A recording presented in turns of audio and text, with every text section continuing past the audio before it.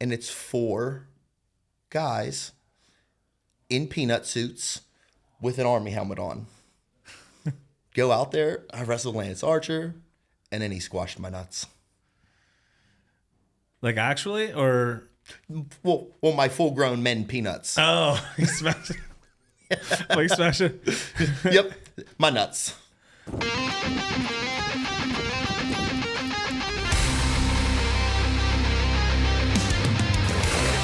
are now tuning in to the Relentless Project.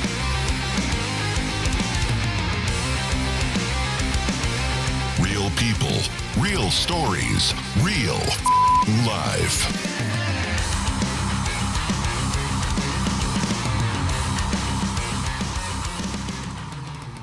I appreciate you for jumping on. For those of you who don't know, this is the Savage Gentleman on the Relentless Project, bro. We've been talking about this for a while now. We have. When it was like last year, I think. Yeah. 247, I kind of like reached out to you like, yeah. Mm-hmm. And then I wanted to do it in your gym. And then you're like, oh, yeah, we're actually building that out. So I was like, oh, I thought it was launching. So it was perfect. Yeah, it would have been perfect, but we'll get there. Yeah. There's always round 2. Until they were in their magic mic in the grinder on the racks. Bro, I walked in, dragged everything out of my truck, get in there. And these 2 dudes are like, walking around outside. So I locked the door. I'm like, fuck, I hope they're not coming in here. Well, of course they did. Course. And they were just walking around like, maybe they're just like getting ready for tomorrow or something. That grinder starts coming up. I'm like, yeah, we probably can't do it in here, but. Yep. Audibles like in life. Work. Yes. In life. You go one way and sometimes you just have to beeline the other way. I'm sure in your profession, that's something you have to do a lot. Every day. So how did Savage come to be? Out of everything you could have picked anything. Like, sure. First of all, before Savage, like, what made you get into the wrestling world, and how difficult is that? Because I know a lot of people who they'll do like little local shows and stuff, and their career never like takes off. Yeah, people get stuck, and I'll circle back, but people get stuck in a local black hole. And they become larger than life to their 50 friends and family. And they think it's amazing, which it is. But like I've always had a bigger picture mentality. And that's kind of what led me into the realm of pro wrestling. Because before that, I did mixed martial arts. Undefeated professional fighter. I'm 3-0. I don't know if you even know that. I didn't know you dabbled in fighting. Was that like MMA, boxing? Mixed martial arts and boxing. Okay. So I'm an undefeated fighter. Just mentioned earlier, I did the 247 super fight grappling tournament last October, but I was at a buddy's house and like I was burnt out. Like fighting, it's a grind. It requires a lot of commitment. Like you see the people who not half-ass, but like they try to put one foot in, but they have one foot out, and it's like if you never take that leap into anything, really, right? You're never gonna excel in that. Ever. And that was my thing. I was literally working graveyard shift. I was working 11 p to 7 a, going to my physical training gym. I was doing all my strength conditioning at like 8 a.m. I'd go home, sleep middle of the day, wake up. I'd go to Pittsburgh Fight Club, put my fight camp in, and I'd go right to work. So I was burning the candle from both ends. I got burnt out. I just happened to be at a buddy's house one day. We were watching, it might have been WrestleMania, but it was one of the wrestling pay-per-views, one of them. The wrestling pay-per-view. And then his boy's there, who just happens to be a manager here for IWC, which is the biggest promotion in Pittsburgh, in the tri-state area. And he's like, hey, there's tryouts coming up next week.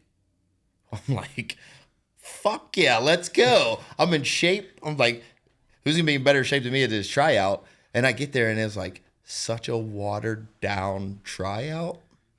Like we had to do like wheelbarrow push-ups and run the ropes a couple times. It was like nothing crazy, but it's basically the initiation, seeing if like you could last for 30 minutes without dying or quitting.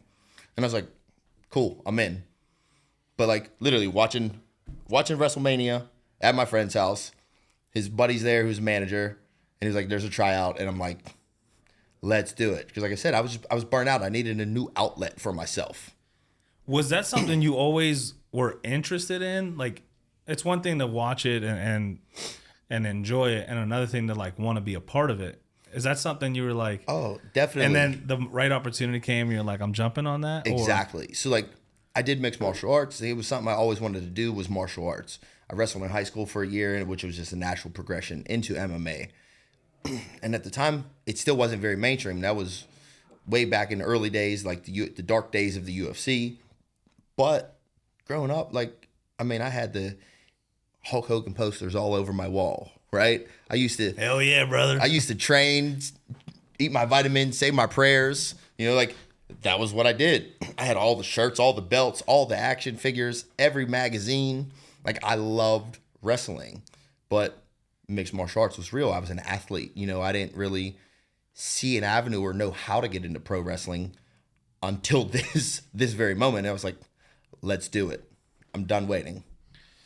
So you did that tryout, and how long does that last? Like, usually, like, I don't know anything about. Usually, I have an idea of stuff when I'm talking to someone. I have no fucking clue what it takes to be a professional wrestler, the behind the scenes stuff. Mm-hmm. So I'm hoping to kind of dig into a little bit of that without spoiling the magic for people. But sure, how is that? How was that tryout for you? Was that tryout was a cakewalk? So you felt confident in it's so easy, yeah.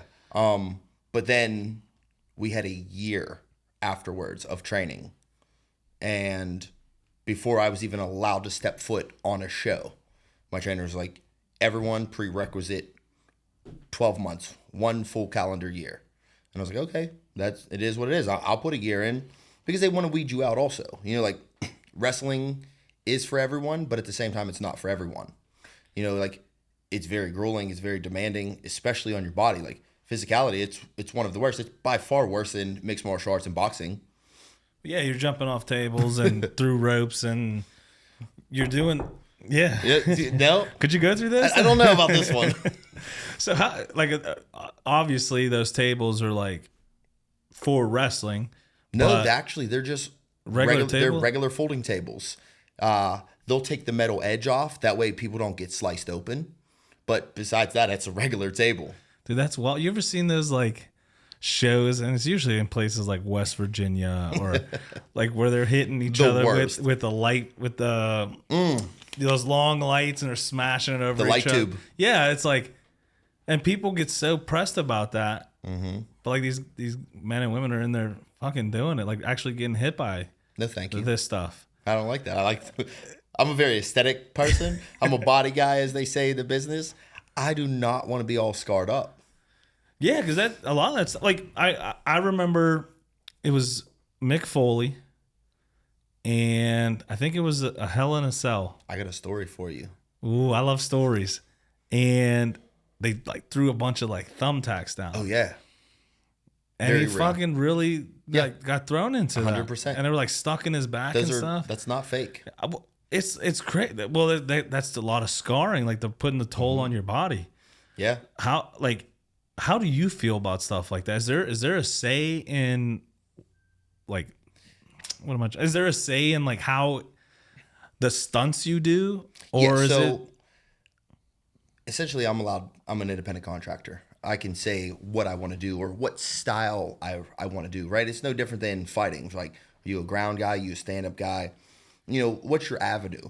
Me, being an athlete, like, I don't want to say that's for the least athletic people, but that's a way for people to get into wrestling and then continue to pick up exposure. Like, there's a few people that have used that avenue to propel themselves forward, because you get a lot of buzz real quick. You go through a table, get smacked with a light tube, get suplexed on thumbtacks or Legos. You know, like, it's not fun, but like, a lot of people are like, oh, it's so cringeworthy, but they build their name off of that. I never saw myself as that guy. I still don't ever want to be that guy. Speaking of Mick, my good old uncle Mick Foley, I don't know if you know this. Wait, he's your uncle? Not legitimately, but he did marry my wife and I. He was the one said, do you take? I pronounce you husband and wife. Dude, what a small world. Right? What a like a coming full circle. How did that even come about? Did you meet him through the industry? Or? Yeah, we met him at a random show in West Virginia. With light tubes, probably. There were no light tubes on this go. one, but it was one of those like legend shows. So they were bringing a bunch of people in, and at the time, my wife had just begun digging into her character as Lady Frost, and it was a freaking snowstorm out. Mick Foley goes. We didn't know this until like I knew Mick Foley, Cactus Jack, Dude Love. You know, like I knew that version. I didn't know him personally at the time. Huge fan of Christmas. He literally has a room in his house dedicated to Christmas. That's something I can get Like behind. year round. That's something I can get behind. If I could leave my Christmas tree up, I would. Right? No one wants to take that down, put it back up. Like mine stayed up till February. Yeah, you know, usually it looks nice too. Yeah, it's pretty. It's a good light source. Yeah, I love it. But yeah, so he comes up. He's like, "Do you guys ever think about throwing snowballs?" We're like, "Yeah, but like, where are we gonna get snow 24/7, right?" And he's like, "Can I be a special guest referee?" My wife's like, "You're Mick Foley. You can do whatever you want." He's like, "Okay, I got this crazy idea. I don't know if you're for it." He's like, "Can you freeze me in the ring?" She was like, "Yeah." So I'm not shitting you when this grown man, a WWE Hall of Famer, is sitting there on the ring apron like this, and we counted it. We watched back for 7 minutes. He did not move. Literally had this big corn-fed dude pick him up, carry him out, frozen, maintained frozen, stayed frozen 7 whole minutes. Joe, try to just hold your hands up for 7 minutes, like Dude, right? that. He's a different breed too. He's a different breed. He's a hardcore legend, and that's to circle back. It's like that's how he got famous. He was always saying, "I'm not the most athletic. I'm not the most handsome. I'm not the most gifted." But what he did do, he had an unwavering passion for the business, and he would throw caution to the wind, and he would throw his body out. You know, like Hell in a Cell here in Pittsburgh. You know, his tooth went through his nose. At one point in time, he lost his ear, got ripped off by a rope. You know, like, so as fake as wrestling is that everyone thinks wrestling is, this stuff's very real, especially when guys like him are doing stuff. And I the conversations I have with people who say it's fake, it's like, it's not that it's fake. It's like, it's a show. It's a show. It's scripted. It's no different than going to play, ballet, watching a movie, watching a television show. Cirque We were du Soleil. talking about that. Yep. Like, yeah, it's scripted. There's a story, but they're really jumping from the rafters and flipping, and like this is all happening. Yeah. Like you can mitigate injury and liability, and but it's happening. Yeah, like I mean, I got sidelined for a little while with an injury. I broke my neck. You know, I got Kurt Angle status. Kurt Angle's doctor is the one that fixed me, actually. I was like, listen, if I got any shot at coming back, it's going to be his doctor. How'd you end up doing that? I was at the New Japan Pro Wrestling camp. I thought I had a stinger in my neck. Turned out to be a pinched nerve, and then ended up going further. But like at the New Japan camp, they're huge on neck bridges. And then I'm sure you know that from, you know, your time training. But doing that, and they would have you hold the tripod in the neck bridge for minutes at a time just to strengthen your neck up so you don't get hurt. But I already had a pre-existing injury or something going on in there, and it just furthered that. And then I wrestled for an entire year like that. Like, and I don't do any drugs. I don't take any pills, nothing. So I just ate the pain. And I was like, it'll get better. I was seeing a chiropractor, getting acupuncture. I was like, it's going to go away eventually. Got to a point where like my whole left arm was starting to be atrophied. And I was like, all right, I couldn't sleep anymore. Sleepless nights, couldn't stand, couldn't sit. I couldn't exist. And my wife's like, I think it's time to go get checked out. Good thing the chiropractor didn't do those videos of like, and they like twist it. Or the towel where they rip. Bro, it's like a fatality. Yeah, like Mortal Kombat. You're just laying there holding the spine. Can I not, like, why can't I move now? Oh, Right. That's a side effect. It'll come back. You'll get that back. How'd you become, like, how did Savage come to be? So you're in this, or did you go in there as Savage? Yeah, I kind of try to dive into your story a little bit. You went through a couple different phases. Sure. So is Savage here to stay? Is that Savage is here? So it's savage. Until if I go on TV and they have other plans for me. But my baby is the Savage Gentleman. I've created it. It's literally who I am through and through 100%. It's just my real life turned up to 10. But as I mentioned earlier, you get stuck in that local bubble. I was the local MMA guy. Everyone knew me. So I went into wrestling as me. And I was like, oh, this can be easy. I had, sold out, crazy crowd my first wrestling match. I sold it out just like any other mixed martial arts event or grappling event, right? Wasn't the same. I didn't have the UFC pedigree, no Bellator pedigree. It was all local stuff. So I was like, really had to dive deep, to put myself on the back burner.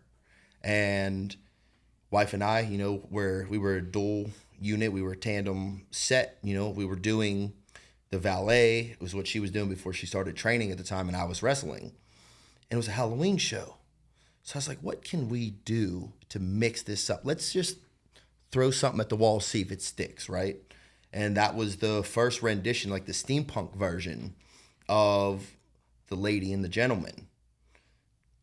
Then we brought forward, she had her match on WWE. They named her Jamie Frost. Like her first match ever. Her not practice match, not live match, first match ever. She had only been training and practicing for about 2 weeks.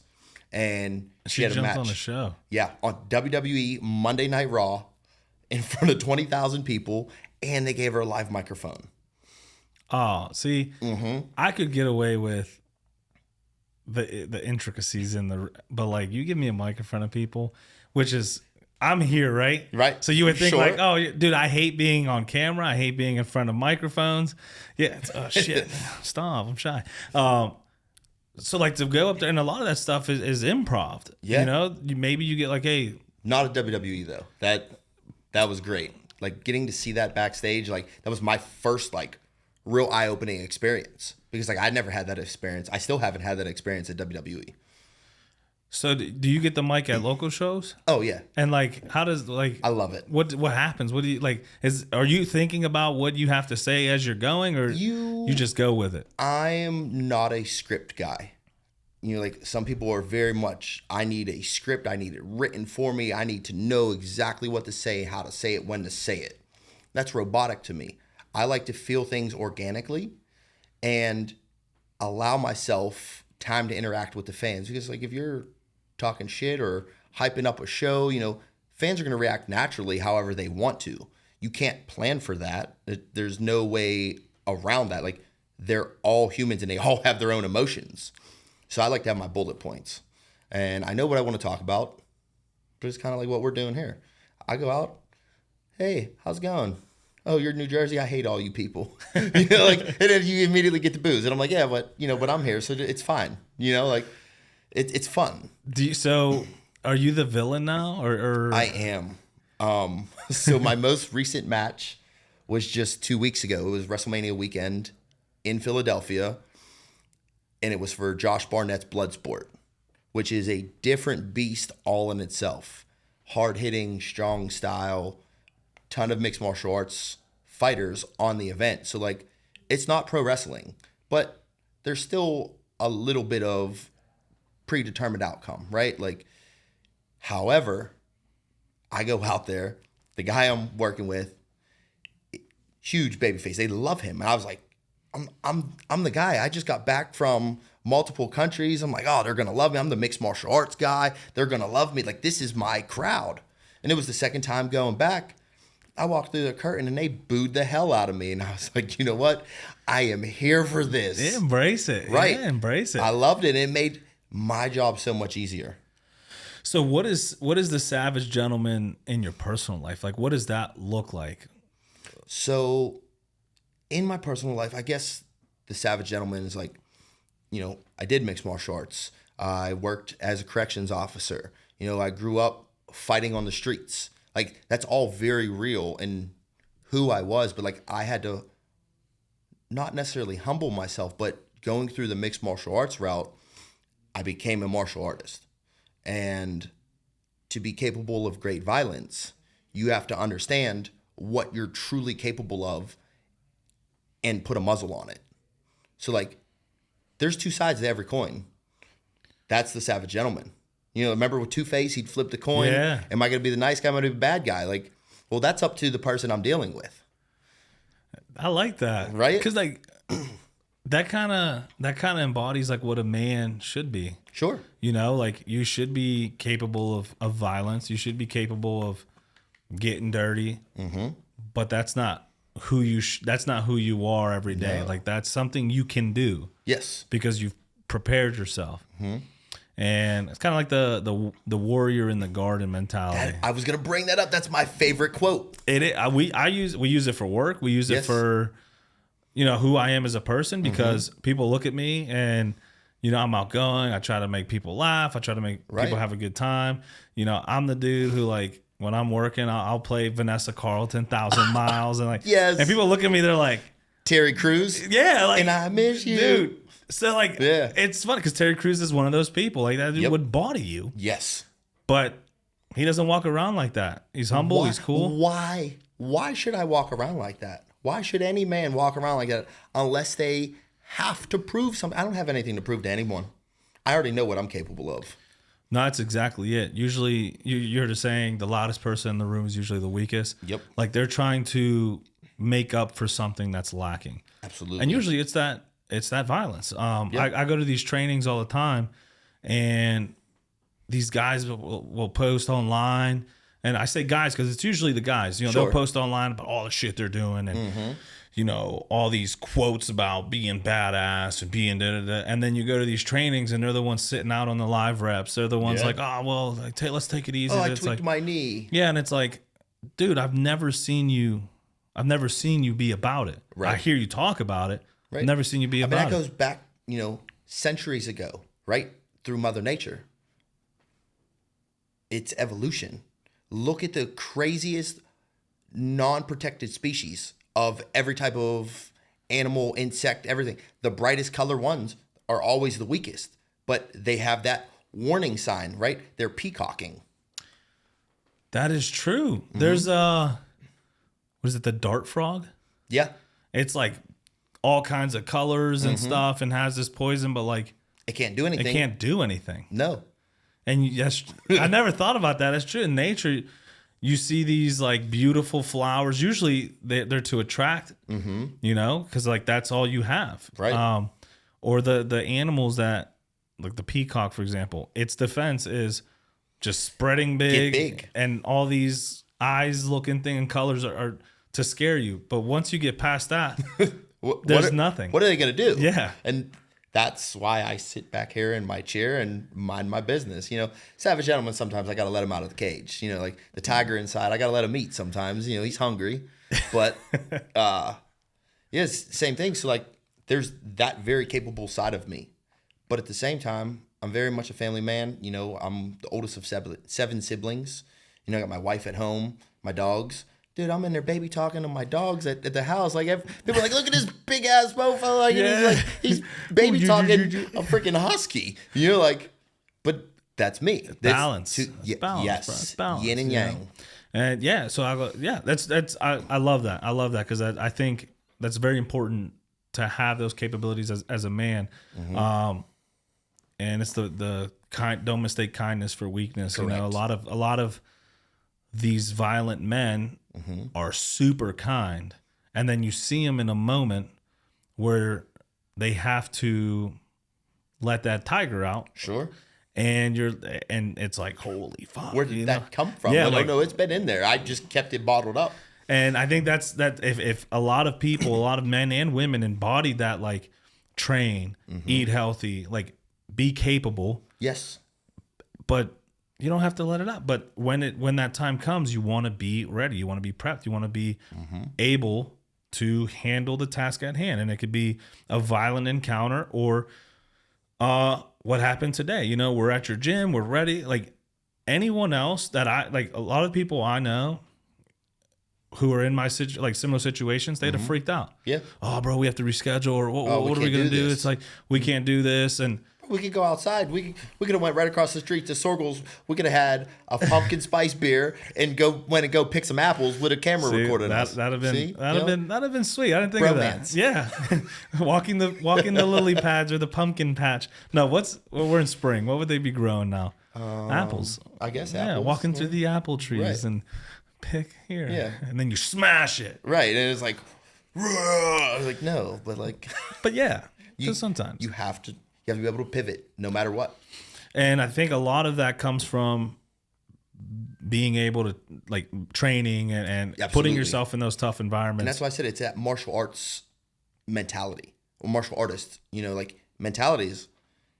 I don't have to prove anything to anyone, but it's there when I need to call upon it.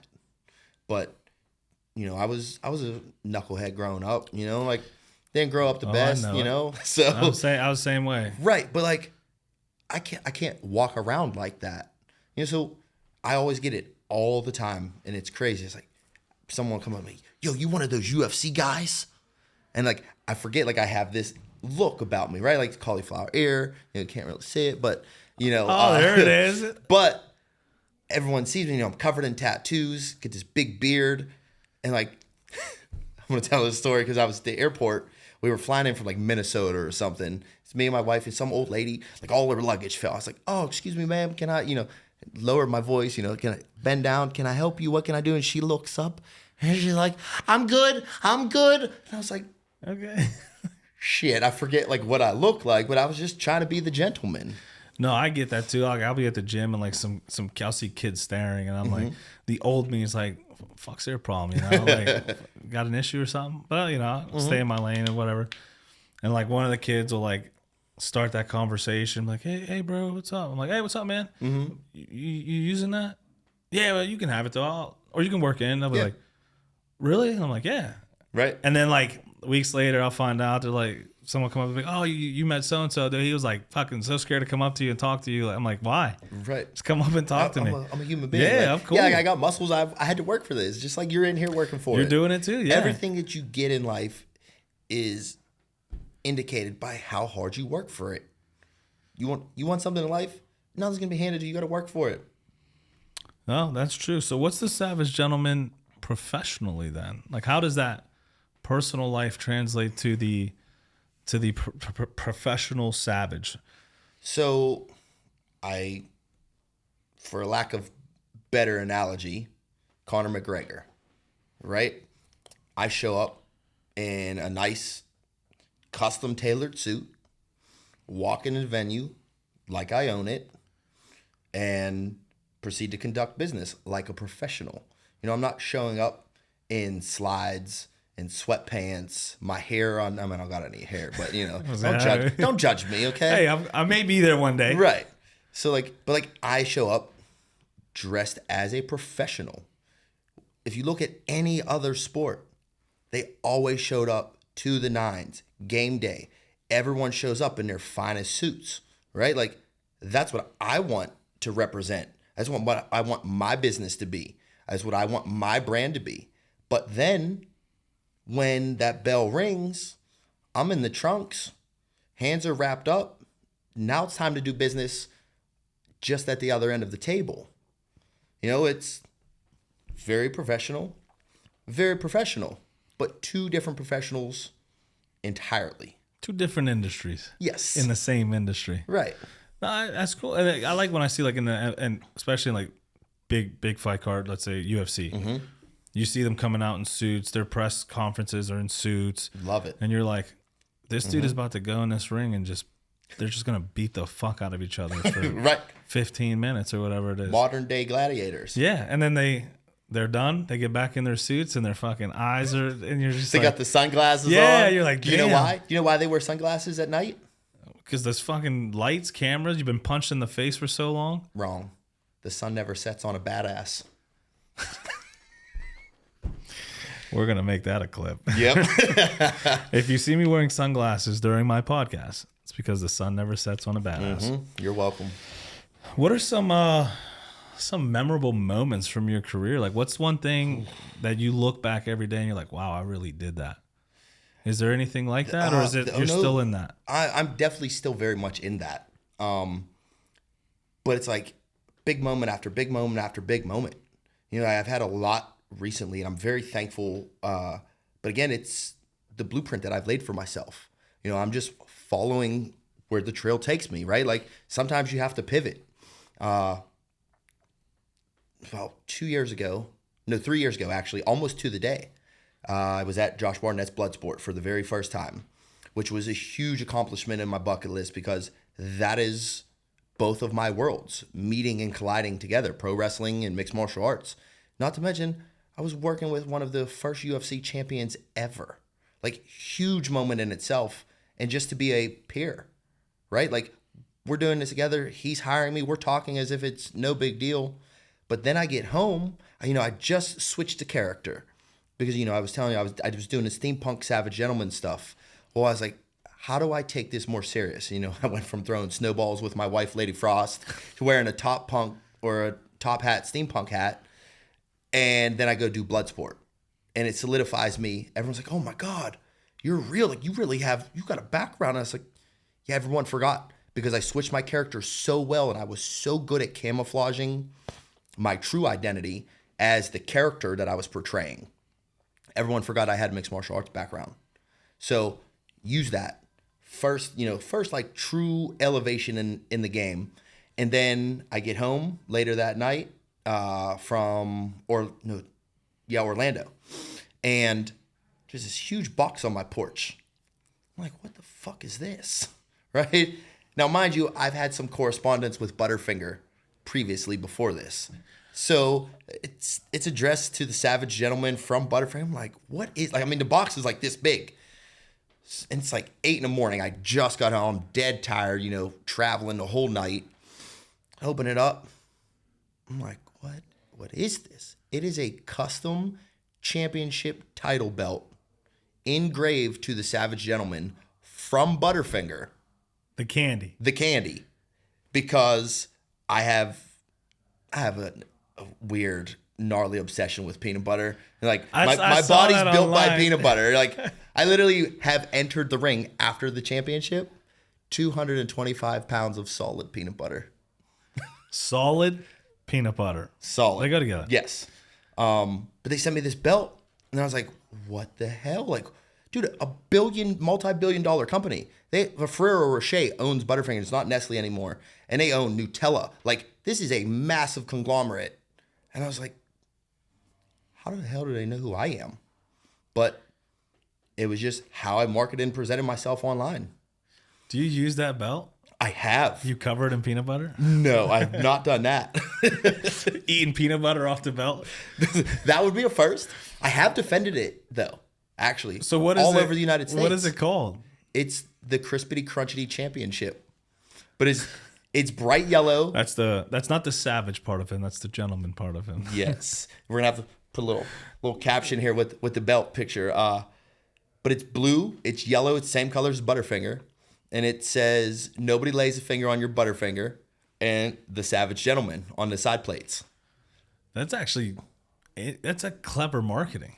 It's genius, right? I said the same exact thing. I was like, whoever sent this, for a couple $100 or however much the belt costs, right? That was nothing to a $1 billion company. But for me, I'm traveling the world with this on my suitcase, having matches. Dude, do you know Tony Atlas? You remember Tony Atlas from the old school WWF days? Yeah. I smashed him over the head with my Butterfinger belt in Minnesota. Right? Like, what? Like, so you talk about moments. You got to take a week off after that. You got hit with a fucking Butterfinger belt. Right. No, I sweet. defended it in Texas against Lance Archer. WWE, New Japan, All Elite Wrestling superstar. Right? Like, and we had a match where my fans are the peanut butter platoon. Yes, like I have an army. I have my own army. That's your army name? Yes. Not the Savages. No. It's the peanut butter platoon. Of course it is. Because you got to have some fun with things. Absolutely. So who accompanies me to the ring? None other than the peanut butter platoon. And it's 4 guys in peanut suits with an army helmet on. Go out there. I wrestled Lance Archer. And then he squashed my nuts. Like actually, or Well, my full-grown men peanuts. Oh, he smashed it. Like smash it. Yep, my nuts. Dude, that is. I mean, how could you forget that? Right. And it was something that happened just organically. Again, marketing myself online. The fans actually created that feud. I had never met this guy before. Now him and I are good friends, but I was doing all the crazy stuff with peanut butter. When he was in Japan, had no other option. He was putting peanut butter on tuna, just trying to hit his macros. You know, he's a monster, like legitimate monster, like 6'7", 300 pounds, like big boy. So he's like, he gotta eat. Well, everyone's like, well, if you eat this weird stuff with peanut butter and Savage Gentleman eats this weird stuff with peanut butter, you guys should fight. I'm like, for peanut butter supremacy. You need to have like winner gets the Butterfinger. Well, that's what it was. Like walk out and just put the Butterfinger in the middle of the ring. I've done that where I would eat a peanut butter or a Butterfinger mid-match for like a power-up. Worst idea ever. Oh. Because it's like Did chewing. you see it again? Oh, no, I didn't see it again, but like I couldn't stop chewing it because I had no water to wash it down. And like my mouth was already dry because I'm in the middle of an athletic performance. Like I said, I went far into the deep end of character. You need to bring that back. I want to see that. I can show you that. Like we got a ton of it on here, but that's not what we're doing now. That's not what we're doing now. We have evolved yet again. So where are we at now? So we're back at the very first rendition of my character when I was me meeting the Savage Gentleman. So we're very much back into the martial arts realm. I actually parlayed when I switched my character, you know, and I started dressing back up in the suits, you know, because like for a while it rubbed people the wrong way. Like I would show up to an event and like on the indies, everyone's just there to have a good time. Like wrestling's supposed to be fun. Well, I'm showing up like a professional because I want to be set apart. I want to see myself set differently. But it would actually rub people the wrong way, especially like the boys in the locker room. And they're like, fuck is this guy think he is? Like, he's in this nice ass suit and I got sweatpants on. Well, that's not my fault, but I did get away from it for a little while. And like, it allowed me to rebuild my relationship like within the locker rooms, even though I never did anything wrong. Everyone just thought because we were doing the lady and a gentleman, everyone thought we were pretentious snobs. And that was just our character. Well, yeah, I mean, I guess seeing both sides, I guess, you know, but that also comes on, that falls on you, who you are as a person. Like if you're intimidated, yeah. Yes. Like if you're insecure about wearing sweat, like me, I will wear sweats to any event. Absolutely. And I'll be cool. Just don't make no gray sweatpants, bro. Maybe in winter. Okay. Gray sweatpants. Can get away with it in winter. Can get away with it in summer too. But like I like because of who I am, like and I'm comfortable in situations, and I feel like everything boils down to violence. I don't know, call me crazy, but like if you're able to defend yourself in a violent encounter, little shit don't matter. Nothing. Like how I'm dressed, I don't care. Say something to me. Right. Okay, you won't? Cool. You will? What now? What is so my thing, right? I show up, I spent extra money to have this suit tailored to my body, right? I take a lot of pride, a lot of time to develop my body inside the gym. I want my clothes to fit properly. So like you're upset about that. What is the issue? Like I just like to look nice. Like it's nothing about anyone. It's a personal preference. But what we're doing now is like, you know, I'm wearing the suits again. And last year, whenever I switched back up, I actually just borrowed a pair of tie trunks from my buddy until my custom gear came in. And I drew a lot of Sagat references from Street Fighter. You know, like, oh, you're jacked and you're bald. And I'm like, sweet, let's run with it. Yeah. Right? So I parlayed it into a nice little sponsorship with Super Rare. And Super Rare. No, not people will not that guy. Not the little guy. No, the clothing, the Fight Goods company. Okay. There's only two of them in the world. It's one in New York, one in LA. And I just happened to be at the same time. I just won a championship in New York City, 18 minutes away from the Super Rare store. And I was like, what are the chances? Then they reached out and were like, yeah, we want to send you some stuff. They had this huge, and they're still running it, but Street Fighter, they had the Sagat authentic Street Fighter shorts from the 1992 video game. And I was like, bro, I need those right now. Send them to me. I'm wearing them for the next match. That's fucking sweet. right? Like, who doesn't want to be compared to a video game character A video game character who's a legend. and a badass? Yeah. A savage. That's the dude. I need to add those. Yeah, I got like, those little. can we get this? I have it. I can't reach it. Oh, I need it. It says short arms of yours. They're weighed heavy. Does someone want to produce my podcast for the free? I'll be your best friend, and I'll Listen, help you I out might in know life. some people. You know, like We're gonna have to talk about. Dude, I need a producer. I need a video editor because I am all that. I do it all myself. listen, you're looking at them. Savage. I'm my agent. I'm my own everything. I have built relationships with people, and they do help me with like certain things.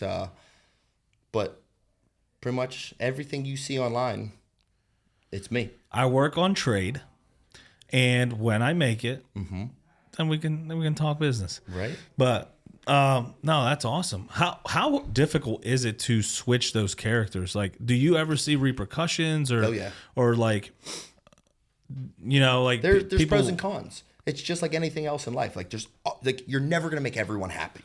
No matter what you do, you'll never please everyone.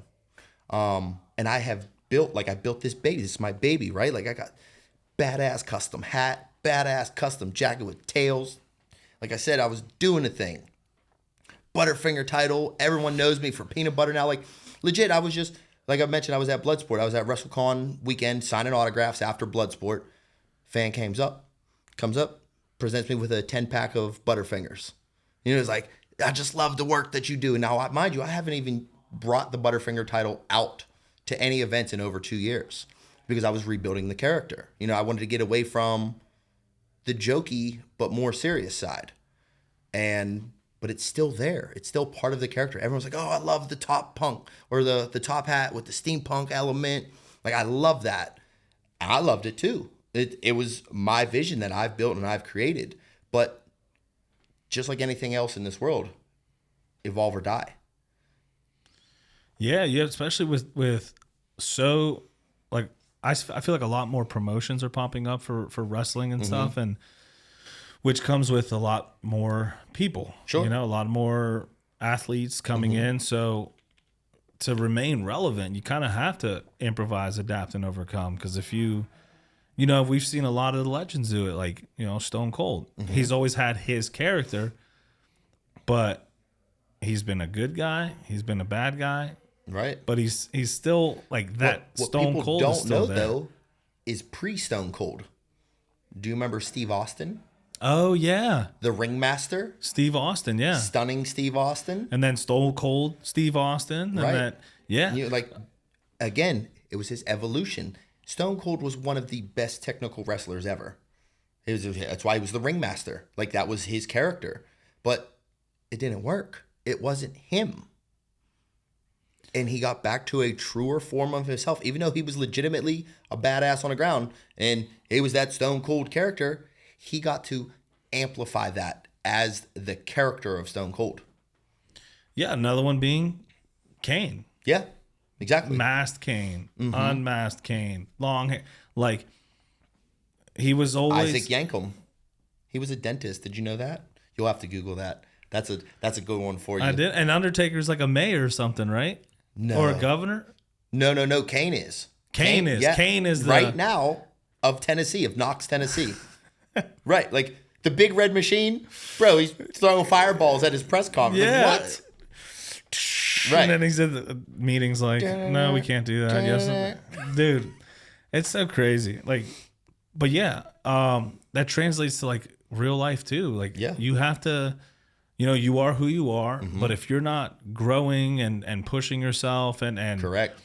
trying to find the next thing for you, you're gonna get swallowed up in life, and then one day you'll be like, why didn't I do that? Or what happened? Like, why That's am what I in this happened to me position? with the mixed martial arts. You know, like I had a good job. Yeah. I had I was making great money, right? I had 8 weeks of paid vacation every year, and I was at home.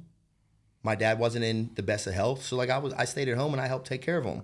I have zero regrets about the decisions I made, but I had invites to Top Team, Alpha Male, a couple other of like the top companies in the world, like, or fight camps, you know, like in the world. Had I pursued it, like a couple of my teammates, you know, from mixed martial arts, you know, some of them, Dude, they were in the UFC.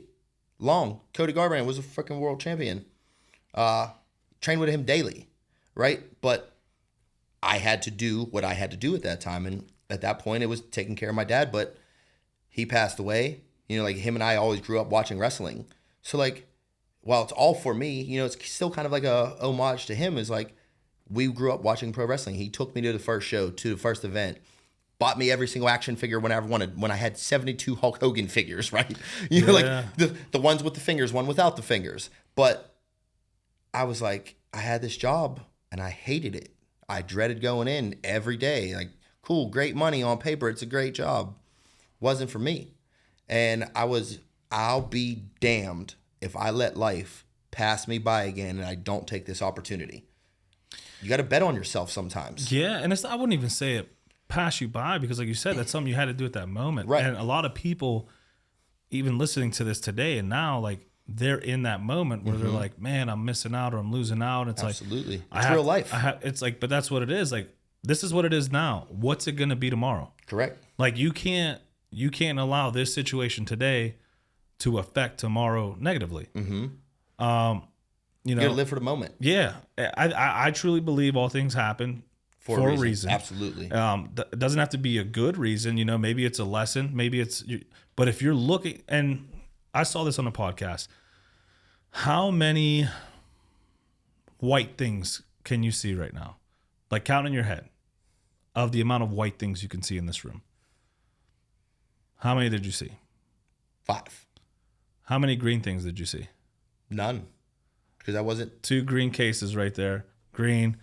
But it's like, I wasn't looking for that. you wasn't looking for that. And the point of that being, if you focus on something, it will happen. Absolutely. It will happen. If you're focusing on, my life sucks, this is bad, this is negative, you're going to get a lot of that amplified. Yes. But if you're looking for, in those bad moments, like things you can pull from, things you can learn, like how can I use this to propel me tomorrow or next week or next year, you're going to find those opportunities. For example, for you were sitting there, you know, MMA passed you up, but now there's this guy who's like, hey, wrestling?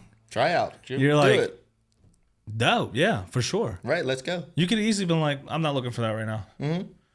Or I don't know where that entails. Like, yeah. But you took that opportunity. You bet on yourself. And then here you are on the Relentless project.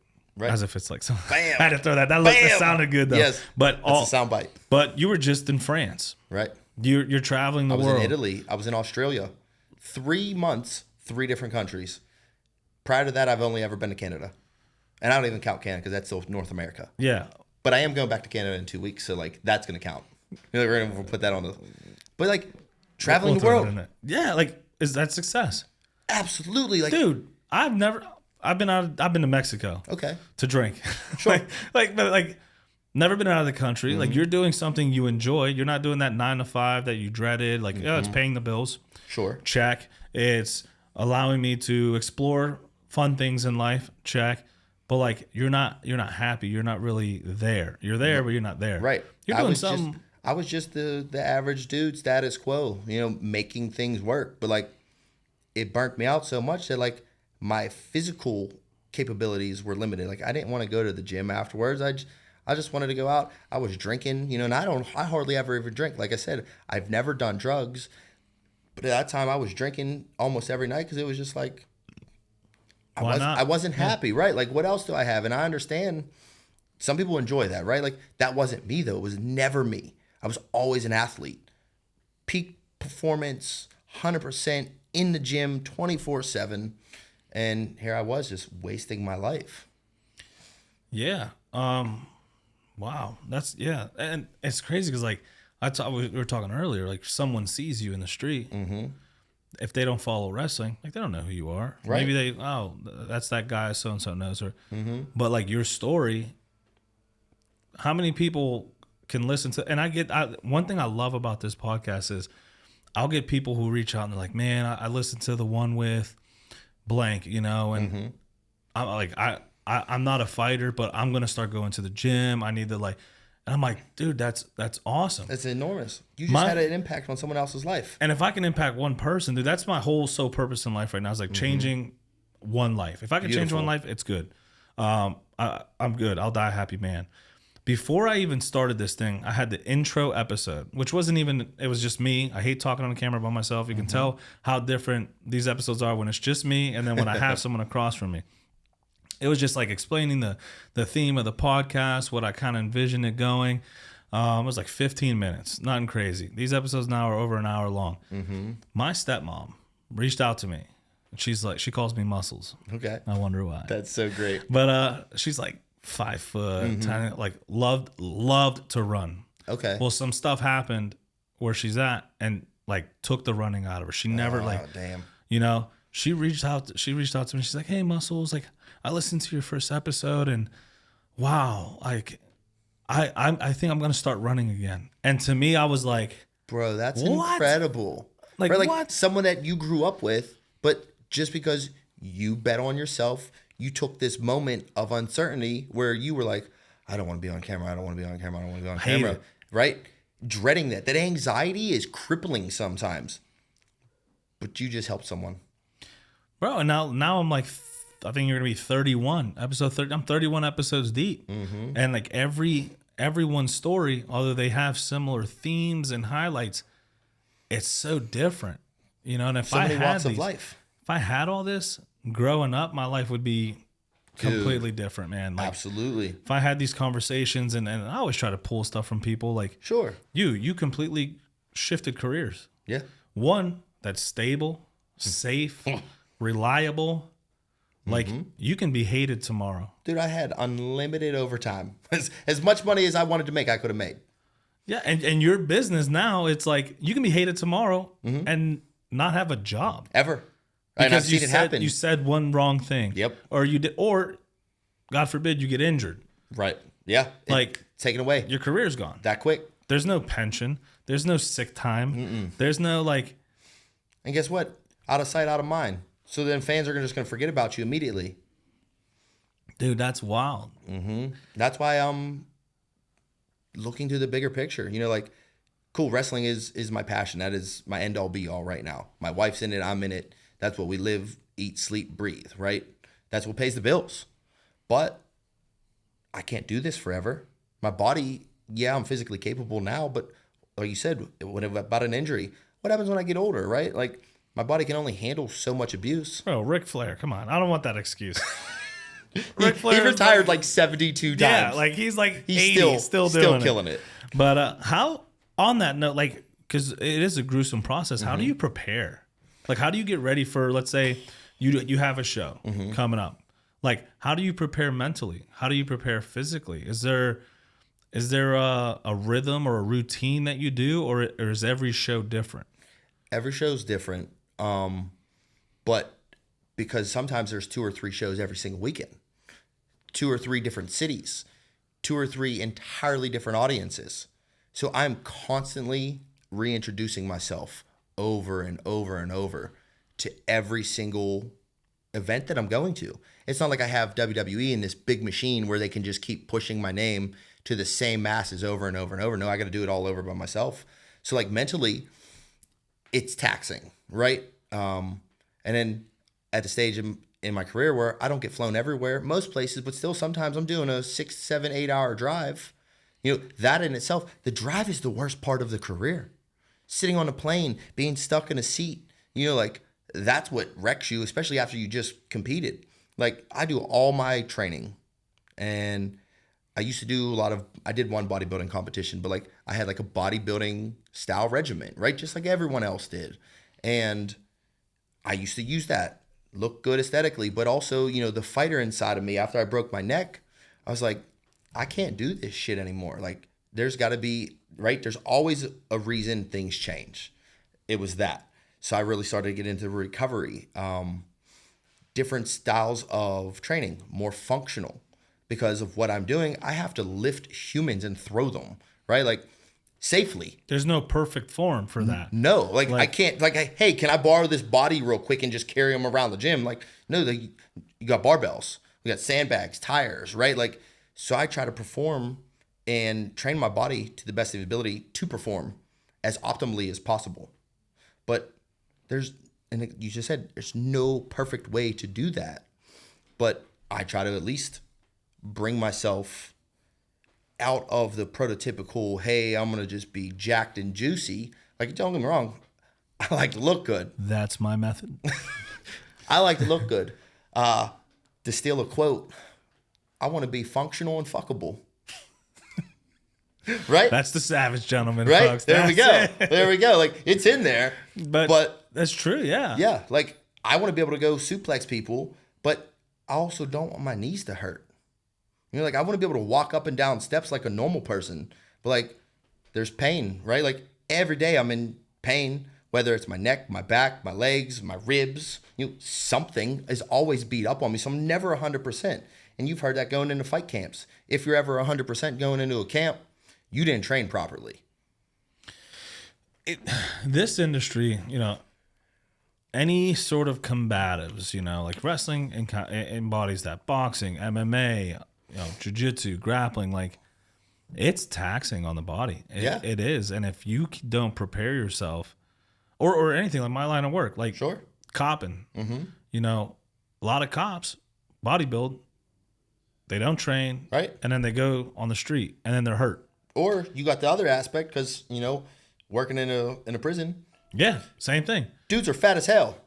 Bro, and have never done anything in their entire lives. A lot of cops like that, unfortunately. I get it. Right. But like now you're going into the street and there's no rules. There's rules for us. Sure. But there's no rules for how people approach us. You know? Absolutely not. So you can be going at it, 120-pound female officer going at 218-pound right fighter. Right. Like, how do you prepare for that? Oh, you don't. No, right. You're doing yourself a disservice, you know, and being fit, being healthy, you don't have to be a fighter. You don't have to be a wrestler. You don't have to be into jiu-jitsu, but it translates to personal life. Like, you're disciplined. Definitely. You're prepared.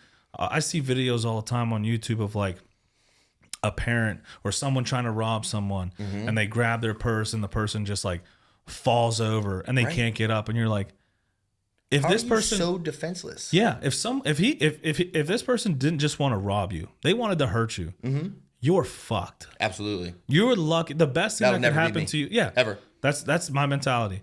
The best thing that could happen to you is being robbed because they didn't want to do anything to you. Yeah, they just wanted your purse. Like, you are lucky that you got robbed. I never thought about it like that. Because you don't prepare for it. Yeah. That blows my mind when I see this, or I don't have time. Bro, how many hours do you think I got in my bank? 50 hours a day or something? Right, like I got the same 24. Yeah. Like, I wake up at 4 a.m. Oh, I can never. Oh, that's the problem. That's what I told you. Yeah. But you get after it. You still do. Like, there's no excuses in your head. This man, on my podcast, like 7 a.m., 8 a.m., he's like, I don't get out of bed till like 9. I'm like, like this motherfucker. But I mean, that's the lifestyle, right? Yeah. Like, I'm on the road traveling home from shows until 6 a.m. sometimes. Like, I'm not an early riser. At least not yet. I mean, but that's the thing. When the gym opens, I'm going to be able to teach classes at 5:30 a.m. Glad you mentioned that, because that's exactly Punch King. Punch King. What is this? Dude. You mentioned it at 247. Shout out 247. And I like Google it. I'm like, that shit's nowhere around. Maybe he's not from here. Like, that's when I started to like try to figure out a little more. You know, our mutual friend Louis was there, and he's like, oh, you got to meet him. He's a cool dude. I don't like him though. But you know, I don't either, bro. I would fight that dude if I had the chance. I'd punch that stupid mustache off his face. Fuck that guy, dude. I just want to text him, not like, you fucker. I'm gonna text him right now. Actually, hold on. We're both gonna text him. I'm gonna FaceTime him. We're gonna FaceTime him. Good, yeah. You FaceTime him, and I'll tell him how much he sucks. He's gonna be the first FaceTime on the Relentless project. He better answer. He's probably doing hair or something. Oh. Hey, brother, I'm mid-show right now with someone you know. Yeah, go ahead. He says he's got beef with you. First off, everyone, this is our friend Louis, and this is his enemy. I hate you. Oh, I can't stand this. See? You were supposed to give me pretty hair like you, and you never did. It's not for everyone. I don't think you can handle it. You were supposed to stitch me a majestic mane just like yourself. I was, but then I felt that you're not ready for the power of responsibility. Is that why you left me? That's why you stopped calling? No. Oh. You needed. I'm weaning you off of me. For legal purposes, I have to tell you, you're being video and audio recorded. I'll call you later, brother. We were just talking shit about you, so you're gonna have to listen to this episode. Yeah. Keep going. Keep it up. Everyone, Later. this is Louie. Later. Goodbye. So great. Dude. Live on the air. So, Punch King. Yes. Fitness has always been a part of my life. Ever since I was a little kid, I grew up playing sports. Like I told you, I did the mixed martial arts, and then I got hurt. And then I came back, while wrestling, broke the neck. Shout out to my boy, Frank Puccio. I don't know if you know him. He's one of the smartest people I met in the industry. Oh, that's because I'm not in the industry. Well, yeah, fair. But he reached out on his own accord, and this goes back right to being capable of doing certain things, but just genuinely want to be a good human. He was like, yo, I saw you before fighting. He's like, I know you're injured. He's like, if there's anything I can do, please reach out. And at this point, this is right after, I had just bet on myself. I got rid of my job, quit. 10-year tenure, right? Quit that. Got married, so I got a brand new wife at home. Sold my house, my childhood home that my dad and I lived, sold it. Bet on ourselves, moved to Baltimore for the Ring of Honor dojo. We're down there. Now, mind you, I'm not even cleared to compete yet. I don't know if I'll ever be cleared to compete. But I'm like, if I don't take this chance now, I'm just going to stay here, right? And he reached out and was like, listen, anytime you're in Pittsburgh, come through. I'll work on you. He taught me so much and helped really change my perspective into the fitness aspect. And this is all tying back into Punch King. I'm opening up my own fitness facility because I don't want to be the norm. I've never been the norm, and everything I've ever done, I've set out to either do great things or excel to the best of my abilities. And with Punch King, I want to do the same exact thing. We're opening up basically a fitness studio off everything that I love, everything that I've learned. Functional fitness is a necessity right now, right? Like, we all grew up with pumping iron, Arnold, the action heroes in the movies. Everyone wants to look like those guys. But actually, no, not everyone does, right? Like, people just want to be in shape. People want to be able to pick their kids up. People want to be able to go to the grocery store and throw a 50-pound bag of dog food on their shoulders.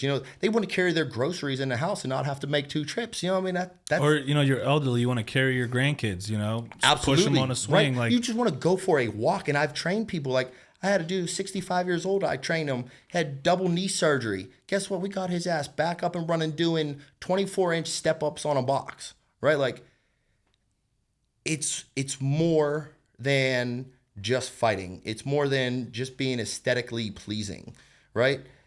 Functional fitness is the route that more people need to be able to, they need to get in that lane. Sure, lift heavy ass weights. I do. I still lift heavy weights, but it's not all I do.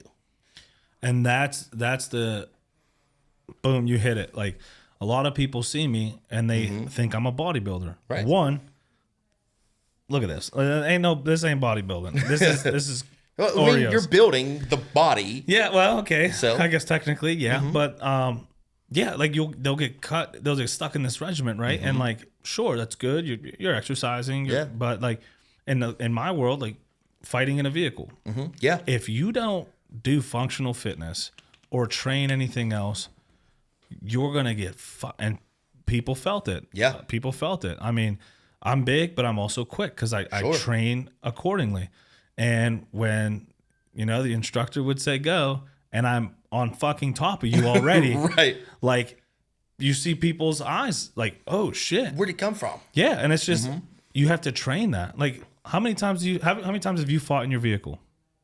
None, actually. Ever. If it ever happened, you're probably gonna hit with everything you do. You're probably gonna get by, but your initial month's gonna be fuck. Yeah. The steering wheel's gonna stop you from moving or something. You're gonna be like, holy shit, like what?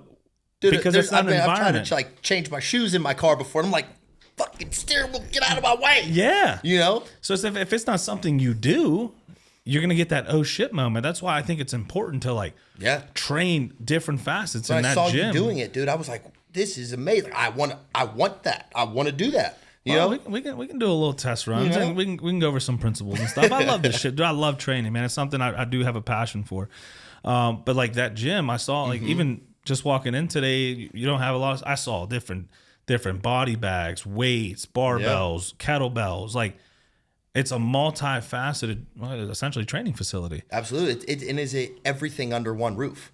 So like we're going to have squat racks, right? We're going to have athletes training there, but we're also going to have the beginner of beginners training. We were just on KDKA 2 days ago. I saw that. We did a news spotlight. It was incredible. Can't thank those guys enough. But the guy from the news station came down, put on boxing gloves for the first time ever in his entire life. And I had to give him a quick demo. So like, that's what we have. Like pro freaking athletes to beginners that just getting off the couch, never had anything to do with fitness their entire life. And we want that to range from children to seniors. Like we want this to be for everyone. Like we're going to have a class-based structure, like boxing, kickboxing, boot camp, HIIT classes, functional fitness. We get a full-size boxing ring. So like there's going to be sparring going on. You're going to have a ring in there. Yeah. So where you walked in today, that whole open section, that door's not going to be accessible because that's where the boxing ring's going to be. Watch out with that fucking commission. But besides the point. I like them. They like me. So we're that's not going to talk about them. Yeah, that's great commission. Bernie. Okay. I may have or may not have pulled him over. No, we were cool. But my boy Devin Siegfried, he's a boxer, pro boxer, 4-0, 4 knockouts, fighting for a belt in August, potentially. Hopefully, I wasn't supposed to release that, but I'm familiar with the commit. I love those guys, but also like everyone with rules. I'm not a rule guy, so when I gotta follow rules, it's like that's why I'm building my own gym. That's awesome. I do not like to be told what to do. How do you plan on bringing you, savage gentleman, that culture, that mentality, that embodiment? How you plan on migrating that in with Punch King? So there's a phrase I use often, and if you don't know, I do personal training on the side, outside of my wrestling world because I have free time during the week.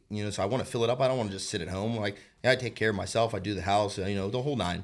But I want to give back a little bit. So I like to do personal training. I like to see people hit their goals, not just me. But what I use and what I tell people is never settle. And I know it sounds so cliche, and it really is because it's on like 18,000 different memes on Google, right? But never settle. That's very much how I live my life. I do not want to be stuck. I want to do whatever the hell I want to do when I want to do it. But I want to do it the right way. I want to help people do it the right way. And that's what Punch King is.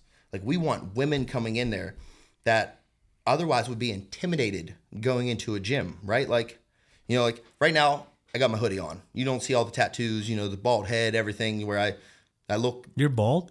No. Bro, look at this. You know what? Because I'm hot. I'm taking this hoodie off anyway.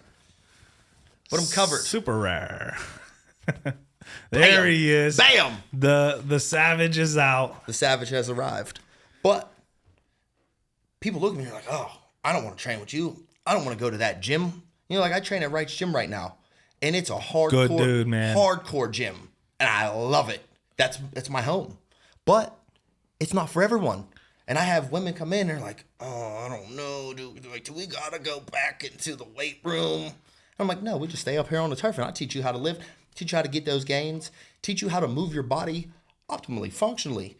Just like you were saying, like do with the double knee surgery, right? I had him doing a step-up box. I had him doing side lunges on a slider. This dude couldn't move his knees a year ago. Probably didn't think he would ever be able to. Ever. But it's all about doing things the right way. Like, so what I was alluding to earlier when I brought up Frank, he introduced me to corrective exercise, if you're familiar with that. So.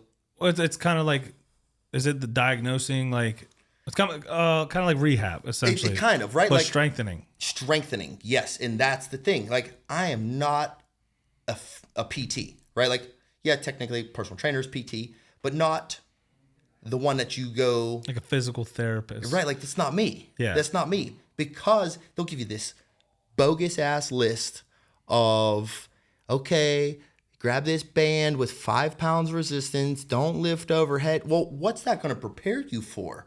You're just going to get hurt again, or you're never going to rebuild the strength that you originally had. You're just going to continue to deteriorate. But that's a system, and that's a whole nother topic, for later on down the road. It's for one, not everyone. Right. So cool. Like, and some physical therapists are great. Like, I know I've worked with some, and they've helped me exponentially, especially like during nagging injuries throughout my career. But It's a good starting ground. absolutely. Get your foundation good, and then But what? I use the corrective exercise to amplify the results people want. But me being a well-rounded trainer, not pigeonholed, they come to me and they're like, okay, well, I want this. I'll give you that. But you also need this. And that's what people don't do. That's what most trainers don't do. And that's why we're opening up this gym. We want everyone to have what they want and what they need at their fingertips. Dude, the gym's going to be freaking incredible. We just laid the epoxy floors. So badass. Looks good. Shout out to my boy Josh for doing them. He came in and was like, I'll take a week off work. I'll do your floors for him. I'm like, bro, I love you right now. Thank you. But I mean, I was just in there yesterday. I told you, sand the floor. Sand the floor. I was Mr. Miyagi in the floor. Like, so like, it's not that I'm not doing the work myself either. I'm building it to the specifications that I want. We're going to have turf. We're going to have big ass fitness racks, squat racks, landmines, barbells, battle ropes, boxing ring. But also we're going to have a sick ass recovery studio in there too. Massage, compression, sauna, cold plunge. We're actually, and I'm going to drop it here first, we're coming out with our own line of supplements. Because supplement world is bullshit too. So I want them to how I want them. Yes. Bro, that is fire. Yes. Thank you. You're welcome. A relentless plug there. I just got the mock-ups 2 days ago, and they are so sick.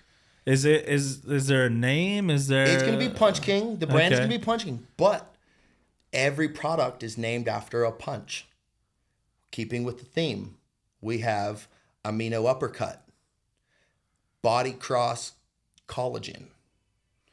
Then we got Power Hook Protein. We got the Body Shot, which is your greens and your reds. Then we got Jab. Please tell me that's the pre-workout. That's your pre-workout. You called it, dude, right? 'Cause marketing. it makes right marketing. Yeah. Right. And everything ties in. But guess what? They are USA made and certified, no bullshit, no transparent labels. 100% what you read in that product is exactly what you get. So how jumping into the supplement, for those of you who don't know, and you probably don't know, I had a supplement company. I did not know It was that. called Valor Labs. Okay.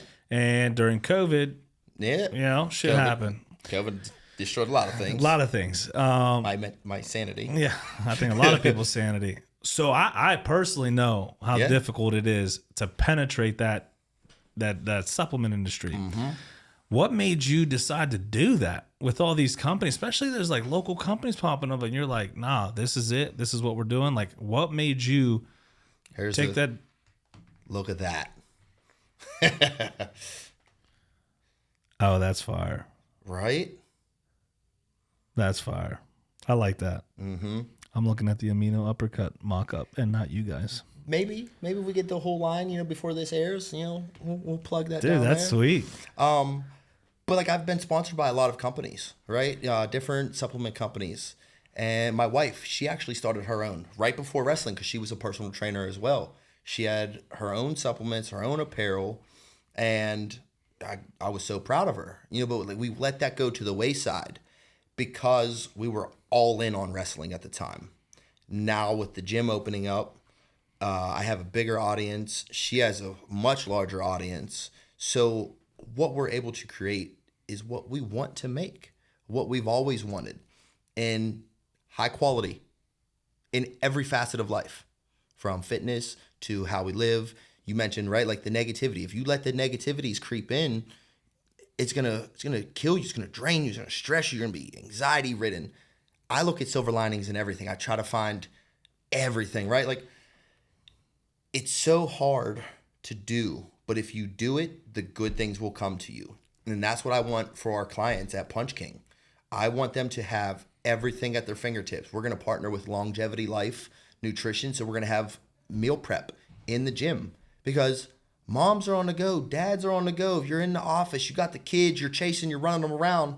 Hey, go here, right in the cooler, grab this beautiful piece of salmon that was just fresh made yesterday, pop it in a microwave, take it to go with you. You know, or instead of going to McDonald's or down the street to some pizza joint, you know, because that's what the kids want and it's just quick. There's no quicker option than literally grabbing the food, throwing it in the microwave for 2 minutes, being on your way.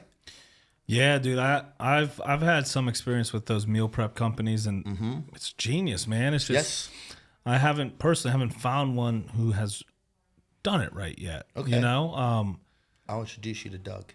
well, and I've never tried this, so I can't say, you Right. know. But like when you come out to the gym and we're opening, we got the fridges popping, you're in the pro shop. Boom. Bam. Microwave Come right get there. one. You got a full meal. Yeah. I'm about to. I'm definitely gonna be trying out the gym. Definitely Yes. gonna be, you know, subscribing to the script to see what it's about. I love doing that. I love giving the opportunity, and if And I you hit appreciate it out the the home opportunity run. that you're giving me right now, you know, like to project and tell your audience, people that I've never met before are hearing my story for the first time. And if it helps people, great. If people come to the gym, even better, right? But like, I want people to do good in this world. I want people to succeed. You know, like you and I, that's how we connected. We wanted to help each other out in this. But And that's how I try to live too. Like, it's not about what I get; it's about what I can give. Because eventually, you're gonna get it back, right. in one form or the other. Yeah. Ooh, the hat went backwards. Oh, over the top, bro. When is the gym launching? When is that something? May 11th. We just announced it on KDKA a couple days ago. We had setback after setback, permit issue after permit issue, workers getting sick, having to do things twice, right? It's a learning process. First time I've ever built a gym, first time I ever opening up my own business outside of myself. First time in a commercial real estate space. There's a lot of learning curve that I was underprepared for, but you learn, right? Like I built my own house. Whenever my dad passed away, me and my wife just took sledgehammers to the wall, tore everything down. We built a house. We changed the market in Brookline.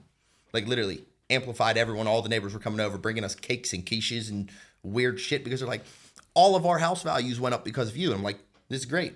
Now, trials and tribulations. There's a lot of errors that I made. Same with the gym. But I'm not opening that damn gym until it's exactly right because I want everyone to get the best possible experience when they walk through those doors. Yeah, oftentimes you see big goals, big things happening. You know, people have this, and then as soon as they start running into those obstacles, which you will encounter, if you're doing anything big, anything good, anything worthwhile, Sure. you're going to hit those hiccups. Yes. You know, those roadblocks. And it says a lot about a person on how you encounter, how you handle those, you know? And oftentimes we see, you know, this big launch or something, and then, that it's gotten too crazy. I've put too much time and effort in, and then it goes to the wayside, which sometimes that has to happen. Sure. Or you see people dig deep, dive down, and like, nah, you know what? We're spearheading this, and you push through. And a lot of times, the best things in life happen after you pass that moment. You know, Dude. Right. like with this podcast, bro. People think it's easy. You just set up some mics and Hey, get someone to talk to, have a microphone, and you're good to go. And you see a lot of these podcasts pop up, and that's awesome because I love hearing people's stories and stuff. And if I can listen to your story through another podcast or your own, awesome. Yeah, sure. But then they never last. You know, 90-something% of podcasts fail under 21 episodes. Really?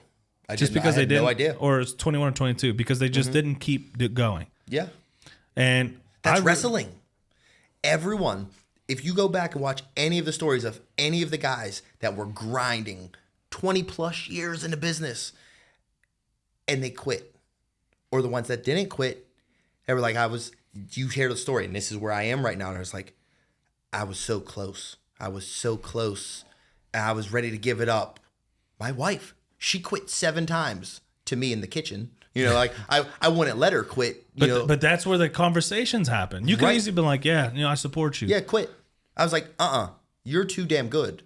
And now she's on TV every week, All Elite Wrestling, TNT, wrestling for the second, maybe the first, right? Biggest company in the freaking world. But all because never settle. She remained relentless. Oh, I see what we're doing here. I That's like the it. thing. I love if you it. stick with something for long enough, it's going to happen. Yes. It's undeniable. A year, 2 years, 10 years, 20 years. How many times do you see people starting a new career in 40 and flourishing? Go to Miami. Yeah. Go to Miami The and snowbirds. talk to the old heads. Yep. You know, they're like, oh, you know, I quit my job, quit everything, and now I'm doing this, and now I'm living. And you're like, Yeah. you just did that? So I just talked to a guy, again, last weekend. I haven't seen him. He was a promoter in North Carolina. Great show. He had probably one of the best companies down south, pro wrestling. Saw him catching up. He's like, yeah, bro, I live half my life in Brazil now. I had a divorce. The wrestling company put a strain on us. My wife didn't support me. And now I'm living in Brazil. He's making like the same amount of money, but living like a king down there because the cost of living is exponentially lower than here in the States. He's like, I'm living my best life. He's in his 40s. Something he never thought he would do. Anything can happen at any time. Anytime. And if you're about that life, Yes. of that go-get life, Yes. and you stick with something, if you really want it, and if you go through something, you're like, this ain't for me, like I've learned this ain't for me, boom, Sure. that's okay. Sticking through it. Like, and with this podcast, bro, how many issues I had from equipment malfunctions, software malfunctions. There's been a couple times where I showed up to a location set up and people just didn't show up. Oh, wow. And it's like, all right, bet. Like, on to the next one. Sure. You know, most people would take that, be But that says a lot pissed. about you. I have no choice. This is what I want to do. And if this is what I want to do, I'm not going to focus on the bullshit. Right. I'm going to focus on, okay, how do I learn from this now? Like, maybe I send a text the night before. Hey, we still good for tomorrow? Yeah, absolutely. Hey, you know, And I appreciate that. And like you just following up, like, hey, we still good? It was never not good with me. You know, like I got you in my calendar, ready to go, 100%. I'm a professional, right? Like if I set my mind to something, that's a booking, anything, right? In any sort of platform, we're good. But it's the follow up because I do the same thing with my clients. Like, hey, I know we booked this, a week ago. You still good for tomorrow? yeah, because- life could have happened. Could Right. forget. Sure. But let's say I don't send that text and, you're a busy man. Yeah. Something more important than this project comes up to you. Hey, I need you at the gym tomorrow. Workers are going to be there. Da, da, da. Literally happened. That's where your this mind morning. is. Right. You're not like, well, I did, this podcast. No, your mind is on the task at hand, business. Right. You could have easily forgot. Yeah. And all of that could have been avoided if I just sent you a text last night. That's something I can control. I can control that. Yes. If I don't send the Little text, things. you don't show up because you're a busy man, and I know you are. And now my podcast was pushed aside. I can be pissed. What the fuck, man? It all could have been avoided if I just sent it. Hey, actually, bro, something popped up. Sorry, completely skipped. Cool, bro. We can reschedule. Hit me up when you're free. Now Right. I don't waste my time. Right. That's something I can control. We always get fixated on things we can't control. Yes. Dude didn't show up. I texted him the night before, texted him that morning. I did what I had to do. Yeah. Didn't pan out. Whatever. Sure. I managed what I can control. Yes. A lot of times we get so focused on the things we can't control. And then what happens? Our emotions get controlled. If you let someone in here, you've lost. Dude, I just saw something yesterday. I think I posted it on my story. And it was like, the lady was like, oh, I lack confidence. And he's like, no, you don't. And he's like, you're confident in that feeling. You're so confident in that feeling that you allow it to control you. Yeah.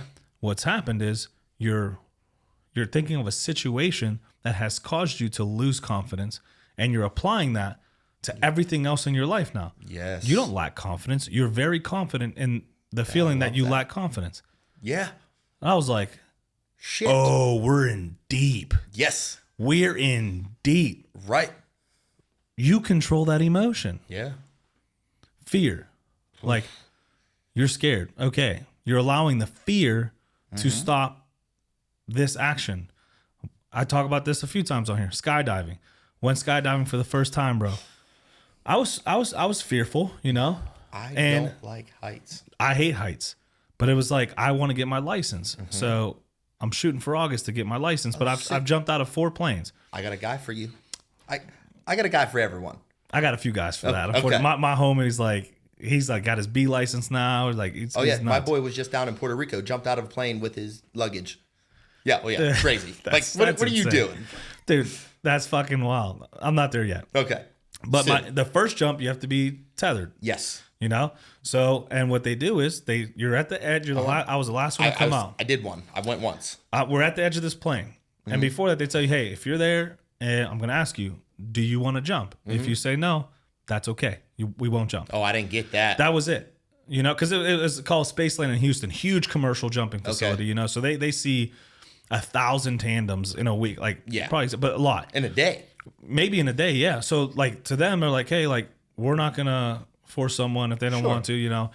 So he's like, if you don't want to, that's fine. That's okay. I'll remind you when you're up there. Said, you know, everyone's jumping out. He's like, hey, if we get there and you don't want to do it, that's fine. We get to the door. Boom. Hey. The worst part. Are you good to jump? I could have easily said no. And guess what? I'm safe back in the plane. Yep. You know? But what would I have missed out on? What would you have gained? What would you have safety. gained? Right, but perceived you safety. already have safety. I'm tethered Safety to a is guy. back home. Safety is this guy behind me. Right, I don't have to do he's anything. He's a professional. That's why he's there. Bro, but what did I gain in saying yes to something I was so scared? Bro, that was one of the best moments. Just, you're plummeting from 14,000 feet. It's crazy. You can see the world. You're falling. Yes. Bro, I'm like, and then, you know, canopy comes up. We're do our checks. We're there. He's like, how was that?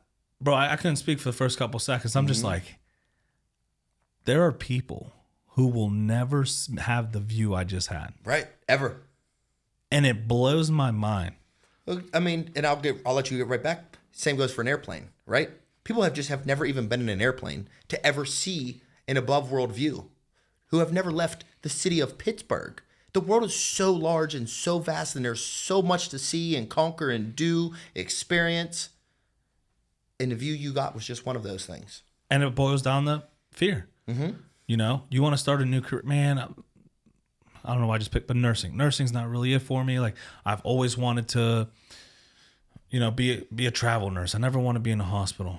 Have you applied to that position? Well, they'll never take me. You don't know. Shot yourself in the foot, right? You're already dead. You don't know that. They won't now. If you're betting against yourself, who the fuck's going to bet for you? Right. You know, if you go into a ring or a match and you're, fuck, dude, I don't got this. Guy's going to beat me up. Now it's 2 against 1. Yeah. Legit. Like if you got to start, and it's all fear, man. Like, fear has been a thing that we can control.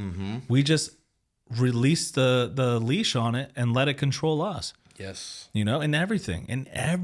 New career, new job, family, the girl you like. Like, you see this girl at the gym or at the restaurant, you're like, oh man, I've seen her for weeks, dude. She intrigues me. I know. That's how I got my wife. Have you said hello to her? Right. Nah, she'd never. How do you know? Worst case that happens, you go up, say, hey, what's up? Can I get you a drink? Or, no, I'm not interested. Thank you. Oh, okay. Thank you. Like, if you need anything, holler at me or whatever. Yeah. And leave. Very simple. You got told no. Crushing. Bro, I got told no like 20 times by my wife. Now you're married. But she's my wife now. She didn't even want to get married. I'm going to have to talk to her and make sure it's consented. No, I'm kidding. Dude, say yes. Well, at first it was like we just met. Like, we were both sponsored by the same supplement company. We met. I had a girl at the time, and you know, like, we've told this story like numerous times, but like, it was just a high and by. Like, I didn't even know her. I knew the other guy working the booth, so I came to see him, said hello to her, followed each other's social media, networked, gave her a tattoo. You know, because that was one of the walks of life that I've been in. You know, I've also done tattooing. But then it's like there was an energy, right? Like, you couldn't mistake that. And she's like, don't ever talk to me again. You have a girlfriend. And I was like, oh, I like you even more. Because it wasn't like I was like trying to be sleazy, right? No, but it was like, it was just there. It's like, I compare it to a job, because people get into relationships and people are like, oh my God, that's so fucked up. A job. You wanted to be an insurance agent forever, an accountant. Yeah. You wanted to be an accountant. You get to this company. You owe them loyalty. They gave you an opportunity. You're there. You're working for them. You're making the money. But something's off. The culture's off or something. And then This company comes over and, you've worked with them and now they're like, hey, like, you like the company culture. The paid time off is dope. Hey, we have a sales rally, every year. If you push yourself, you work hard, like this is the bonuses we offer. You're like, damn, like that's a better opportunity for me. Right. But I'm here. This company don't appreciate you, or it's just not your vibe, or they got you to start, and that part of your life is like coming to, Correct. It's like, okay, maybe it's time for me to grow in this journey. Like, I get it. I get it. It's not like you're like, but you gotta fuck this place. I'm going to ruin this place and burn it on the way out. Like, what does that do for anyone? Yeah. It definitely doesn't help you because it makes you look like an asshole. So then you go to this company and they're like, hold on, you just burn that bridge. Like you did, like, what are you going to do to us? Right. Exactly. So like, I get it. Grow a set. And do what you want to do. Bet on yourself. Never settle. Be relentless. Ow, ow, ow, ow. Got him. I beat you to it. My next thing was going to be like, what advice do you have for people who there's something more for them? This ain't it. Whatever it is. Like what do I do? What would Savage do? Like what advice do you have for people? Literally what I was just saying. Like I kind of beat you to the punch. Literally. You have to. The pun, dude. You didn't even notice. I didn't even catch that. Beat me to the punch. Punch king. Man, that's super rare. Wow. This is so punny. I'm a beast, bro. But yeah, like if you want something in life, and like I mentioned earlier, I'm oldest of 7 siblings. All my siblings, we all grew up the same way, right? If you want something, you got to work for it. Like nothing's going to be given to you. That's for damn sure. And I would tell them all, I pushed my clients, a couple of my really good friends, even my wife, she was working an insurance job at a desk, hated it. She was doing training in the morning, training people at night. I'm like, just quit. But she had the safety. So like, it's my fault. But guess what? I knew she was that good. And even if you're not that good, you got to take the chance. If you take the chance, you'll never live with regret. Regret is so much worse than failing. Failing presents opportunity to succeed. If you don't ever take that chance, you've already lost. Well, there is no loss in failure if you can learn. If you can learn from it. Yep. Because look at all these millionaires and billionaires. How many times have they gone bankrupt? Startup companies and bang, lost gone, companies? Yeah. Gone, done. Never heard of it. It's like look failure. at Google, look at Microsoft, look at Apple in a freaking garage, right? Built this damn box and we're like, what the hell is this? No one gave a shit about it. Biggest company in the world. I equate failure like here's a metaphor. So like if you do not have failure, you cannot have growth or success. A lot of people look at failure like, damn, I failed at that. Okay, and what happened next? Oh, nothing happened?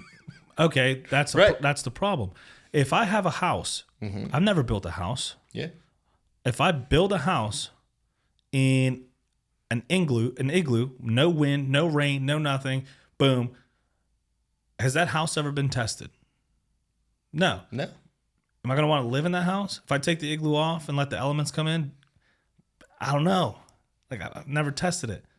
Fucking wind comes down, knocks it over, but these beams stay. I can be like, oh shit, like that was tried and tested and it failed. Do I want to live in a stable house? Well, I need to build it how I built this. That broke because of it. Like you start diagnosing and seeing. It's with life. Like you fail at something. You want to be a personal trainer. Right. You, personal trainers go for $60 an hour. Right. Okay, my price is $60 an hour. Client's like, okay, hey, what do we do? And you're like, all right, let's just work out. And then you don't get clients after that. Yeah. Like, oh shit, like what happened? Right. You failed. You're not getting clients. What are you going to do now? Oh, there's an intake process. Okay. Oh, I actually want to connect with my clients and see what they need. I gave them my cookie cutter or right, my what you workout. learned in an 8-hour course online. Yeah. It's like, oh, okay, this course gives me this. I'm going to use it. And it's like, that fails. piece of paper doesn't mean shit. It's an example. Like you have to do experience. Yeah. So It's all an experiment, dude. Life is an experiment.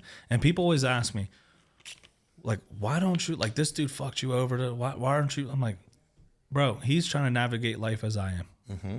Like, if I looked at him and I was like, granted, you're never going to have the same access to me that you did. Absolutely. But, like, that's Nor should you. Yeah, that's because of our encounter. Mm-hmm. Like, I'm still going to respect you, hope the best for you, whatever. You don't have the same access, which is a loss for you because I know what I bring to the table. Absolutely. That's your decision. But I'm not going to fucking hate this dude or this chick or whatever. Like, you're trying to figure out life as I am. Right. You're not doing it in the best way. You're going to find out at the end of your run when you're living with regret, when you're living with pain, when you're living with, why did I treat people that way? That's not how I'm going to live. Absolutely not. So it's all an experiment, man. Like, everyone's trying to figure themselves out. Everyone's trying to. You have to roll the dice. You have to. And that's the theme of this, bro. Like, bet on yourself. Right. In Always. any facet. There's so much you can be scared of in this world. Everything. Bro, you can die going out, cutting your grass, right? Like jumping in your pool, walking across the street, taking the dog for a walk, going to the grocery store. Like anything, any crazy circumstance, right? Like could be the last day. Are you happy with the legacy that you have left? I know I'm not. And I've lived a lot of good life so far. You know, in the 8 years I've been with my wife, we talked about like we've lived 8 lives. Every year is a level up. And like we look back and we're like, man, we did all that last year. And it's not because we're trying to be boisterous. And I made a post at the beginning of 2024. And a lot of people got rubbed the wrong way by it. And it wasn't for me to boast everything that I've done, but it was more of a chronological timeline of my succession. Everything that I was able to accomplish. It wasn't like, hey, I did all this, ha ha ha. No, it was, you can do all of this too if you allow yourself to work for it. And like we mentioned before, man, if you are threatened or feel some type of way about that stuff like that, like I see that and I'm like, yo, that's fucking dope. Like, right. Damn. But Congrats. that's how I process things. Because a lot of my stuff is like like I try to take everything for the good. Yeah. I think there's good in everyone. I think everyone has potential. Unfortunately, most people will never experience that because of their personal beliefs and how they choose to live their life. There's greatness in you if you choose not. And that's another pet peeve of mine. When people get mad at, well, not a pet peeve of mine, a problem I have. When I like see potential in someone and I'm like, bro, like, why aren't you doing, like, you're right there. You're like pushing and they're like, no, like, I'm not going to, like, that's not for me. Or I'm like, but it is. You love doing it. Yes. You do it for fun. Why not get paid to do what? Fear.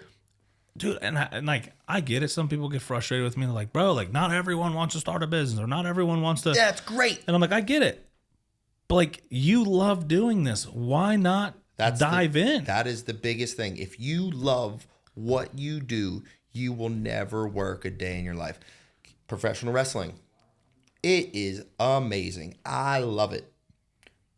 Majority of people in the world would absolutely hate it, would never want to do it because it's not for them. Being up, traveling on 2 hours of sleep, going from one plane to the next, getting stuck in a city because your connector flight was delayed. Then you're stuck. Then you miss your bookings. Then you don't make any money. You're on your way home. Your wife's been sitting at home all by herself, you know, with the kids and the dog, you know, in the house, taking care of everything while you're out on the road. It is not a beautiful lifestyle. I'm very thankful and I'm blessed that my wife is in the industry with me so she understands. But like, you can take it however you want to take it, right? Like, but I love wrestling. I'm traveling the world because other people are allowing me and giving me that opportunity. I want nothing less in life. Like, that's what I want. I want every single experience. Dude, I was just under the Eiffel Tower. Me and my wife are going back again this year. We just got booked. Wrestling Pro Zone brought us out. They just booked the flights. We're going back out in October. Ah, that's sweet. So now... Je sais pas un peu français. I don't know anything. He don't know French, though. I know oui, merci, Je m'appelle Ishmael. français. Oh. See?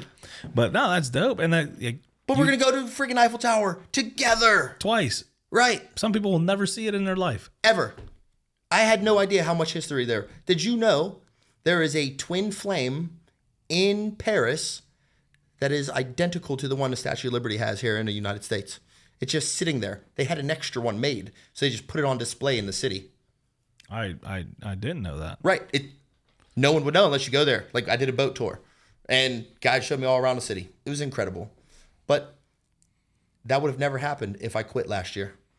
If I was like, I didn't make it. In 2021, I was super close. I was wrestling all the top companies. I was everywhere, all over the country. Not the world yet at this point. But like, I was like, this is my year. And then that roller coaster, I was up. Shot me down. I was in the low. My wife was in midst of contract problems with her previous employer. Like, we were both like, what is, like, do we do this? Do we just stay at home? It'd be easier this way. We had those thoughts, and they're very easy to creep in, but we stayed the course. We trusted the process. Like I said, she quit 7 times, and I was like, no, babe, like, you got this. And she just kept going. And determination. Like, if you're determined to accomplish something, it might take you longer than everyone else, because that's the other deterrent. How'd you start a podcast, so fast? How'd you get such high-end profile guests so fast? Like, you didn't pay your dues. That's the same in wrestling. Like, there's guys that make it in 2 years. There's guys that make it in 20 years. And they've done the same thing, same quality of work, same body of work, same skill level, same talent. They got their break sooner. That's all that happened. Yeah. It's no fault of anyone else. Comparison, bro. Comparison kills, man. Like, I know a couple people who starting a podcast trying to have the same guests I've had on, and they can't get them. Right. And it's like, bro, like, stick with it. Yes. And they're like, well, you have like, this time it was like 15 episodes. You have 15 episodes and you had so and so on. Mm-hmm. Like, bro, I just met him at the gym. Like, we're not in the same. You spoke to me as a human. Yeah. Like, you didn't come at me and was like, oh, bro, I'm a big fan. Even if you are, right? Like, obviously you had to like my work to some degree, like, to be like, hey, right. this guy's kind of cool. You were probably at home like, I'm going to creep his social media. I want the savage on. But, like, you approached me like a human being. That's case in point is like, I'm a real person. Like, yeah, I'm the savage gentleman, 100% through and through, real life, studio life, wrestling life, gym life. That's how I live. But you didn't treat me like I was different. And I'm like, oh, this guy's cool as hell. I will absolutely jump on this podcast. You heard him. He thought I was cool. He thought I was cool. No, I appreciate that. Those are kind words. And I think you have to move in life like that. Like, connect with people. Networking is. I had Tom Dowd. I always fucking call him Dowdy. I don't know why. Tom Dowd on here with Performance Inspired. Yeah. And one thing he said to me that resonated with me, he's like, bro, I never miss a time to network. And I'm not talking about a way to make money or anything like that, but like just to connect with people and talk with people. And like, I have all these businesses and business ventures because of friends. Yes. And because of things I'm interested in. Right. And I'm like, dude, that is so true. Like, like, I don't come to you as a business partner. I'm like, hey, bro, we're boys. We like the same things. We have the money. We like tequila. Let's invest in tequila. And then Terramana's born and Look at the Rock. Yeah. Like, yeah. Or Flecha Azul in their case. Like, it's like, yeah. It network, man. Like, don't burn bridges. Be good. Have good intentions. I could have easily came in here and been like, oh, I'm going to take. Like, right. I was like, oh, dude, like, I want to have a conversation with this dude. Right. We're going to record it. Yes. That's literally what we're having. Yeah. Like, a conversation. We'll record it. And before this was even started, what did we talk about? Getting you a permanent home. One of my guys, right? Like, permanent location for the podcast. Possibly, right? Maybe it's not a good fit. But maybe it's a great fit. And I would have never had that opportunity. Not we had the conversations and Right. And there's hidden gems everywhere in life. And do you see white or do you see the green? Right? Like, see the red. Well, yeah, if you see the red, it's over. It's Super bad rare. news. It's bad. Super rare. Super rare. No, but yeah, like what are you looking for in life? Are you looking for growth, opportunity, good people to surround yourself with? Yes. You know, they say with 3 solid people, you can take over a small town. Yeah. 3. 3. Damn. Like if you have people behind you and around you, and another thing, this leads to another point. If you're the smartest person in the room, every time you need a bigger room. Yep. You need a different room. Bro. Surround yourself with people who are gonna push you and grow Yes. you. Like I love that. That's not for everyone, but I love that. Like I love it. when I go in a room and they're like, "Why aren't you doing this? You need to be." And I'm like, "Fuck, no, you're right, dude. Like you're absolutely right. Like what am I doing? I need to pick it up." Jiu-jitsu. It's been slacking lately. Yeah. A couple of my boys are like, Get in my guard, bro. "Bro, where you been?" Right. I'm like, "Oh, the podcast." They're like, "Mr. Relentless." That's what they fucking call me. Mr. Relentless is making excuses. Yeah. I'm like, "No, you're right. No, that is an excuse. Yeah. Like I need to make that a priority because it's something that's important to me. You're absolutely right." Now I've been getting balled up at the gym. It happens. You take off a couple weeks and then you become someone's play That's toy. because you got too many muscles. Dude, they are a problem in jiu-jitsu. They require a lot of oxygen. A lot that of people do not realize. A lot of oxygen, and that's the excuse I give people. I'm Sure. like, I can't breathe because this is breathing. So, but what's next for you? What's some goals you have here coming up in the future? Some things you'd like to see? Well, obviously, opening up the gym, getting that open. I want a crazy grand opening. I want the mayor there cutting the ribbon. I want it to be a grand opening. That's short-sighted. But in the long term, it's like, I want to get a contract. I want to be on TV right next to my wife. I want to be traveling the world with her. I mean, we are, but I want to be doing more. I want so much out of my life. And it might seem very selfish, but it's not. It's just what I want. Like on the horizon, I have a world title shot coming up here in Pittsburgh for the company that I started with. First time ever. I just returned after 6 years of being away and 2 months being back. I've earned a world title shot already. It's not because of what I did there. It's because when I left and what I built and brought back. So for everyone that's like, oh, this isn't a good fit for me, right? It might not be a good fit right now. Ooh. But it doesn't mean that it's not later. You love it, you let it go, right? It's still my home. I still put them over all the way through and through, but now I'm fighting for a world title, a legitimate company that has over 20 years of experience. This title has traveled all across the country, all across the world, and now I have an opportunity to win that on April 27th. April 27th. Yes. Where's that going to be? Is there a venue yet? It is the CFS Bank Arena. So just outside of Pittsburgh in Bell Vernon. Okay. But it's not far. Tickets aren't much. Front row's sold out. Second row's probably sold out now. But, there's still floor seats. There's still general admission. If you want to see the Savage Gentleman work, do my thing. Pittsburgh. I'm going to have to bring the press pass. You'll have to, we'll have to get you some credentials. Yeah, give me some credentials. I'm looking front row seat, and then I run in the ring and cheap then, shot the Savage Gentleman. You're gonna take me out? Pretend. You It's like the Trojan horse. And then I look at the dude, he's like, yeah. And then I stone cold stunner him, and you get up. And okay, you're like, all right, I'll allow that. We gotta rethink it. We just gave away the plan. They won't know. They're not listening. No, but yeah, so like the gym, world titles, traveling the world. I just got hit up by a company in Guatemala. They want me to go to Guatemala and wrestle, and I was like, absolutely. there's gonna be Guatemalan peanut butter. Oh, I mean, I've heard a thing or two. I've had my own peanut butter. I've already done that. Literally had my own peanut butter. Savage peanuts. Mm-hmm. I don't know about that. Savage nuts. That's bad marketing. Like I don't know if you want to say that. Super rare nuts. Right. Got it. Mm-hmm. But there's a couple things in the works. Like the supplement line that I got coming out. Like that's going to be huge for me because it goes not just with the gym, but with my daily and personal life. I got use supplements every single day. Why not use my own?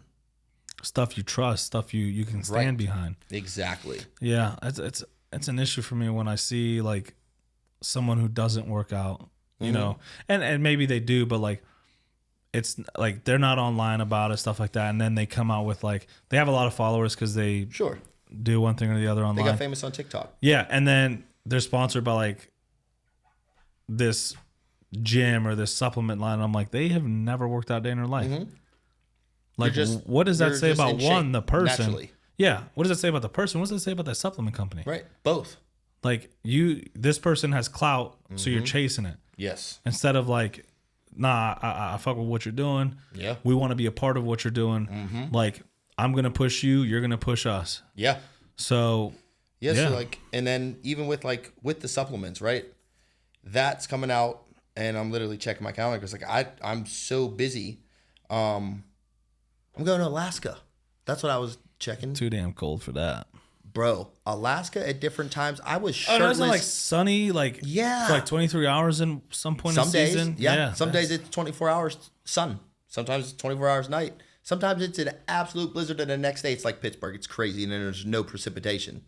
But I'm going up there to the Alaska Airlines Center for one of the biggest shows for WrestlePro. Like, they got half the freaking show is all elite wrestling talent. I'm wrestling Colt Boom Boom Cabana, a legend who's been doing this for decades. He's wrestled for all the top companies. Huge opportunity coming up in 2 weeks. Then I'm going to Canada, like I mentioned, the following week after that. Then I'll be back in Pittsburgh.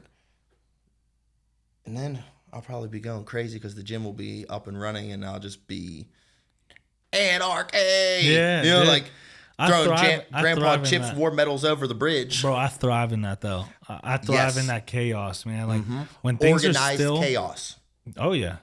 When things are still, I get antsy. I'm Yes, like, what's next? same. What can I be doing? Like that chaos, I can organize that. I can work with that. And again, it goes back to like that isn't for everyone. A lot of people cannot operate under that. That's a lot of anxiety if you let it creep in. But if you can, bro, it's so successful. Like, it's so easy to, because you're just next. Like, as soon as we're done here talking, I'm going back to the gym to start building. Then as soon as I'm done there, I'm going back to train people. You know, and as soon as I'm done there, I'm going to go back to the gym to keep putting up more squat racks. Like, it doesn't stop. The grind doesn't stop. And the more you put in, the more effort you apply, the greater the results will be. And truer shit has never been said. Continue to grind. Stay relentless. Stay relentless, bro. And super rare. And super rare. And I had a punch pun, but I lost it. But Oh, man, you failed me. I did. I'm sorry. But we'll just keep punching through it and we'll make it happen. I appreciate you for jumping on the Relentless project, bro. This Yes. is the Savage Gentleman, and I'm looking forward to everything you got going on.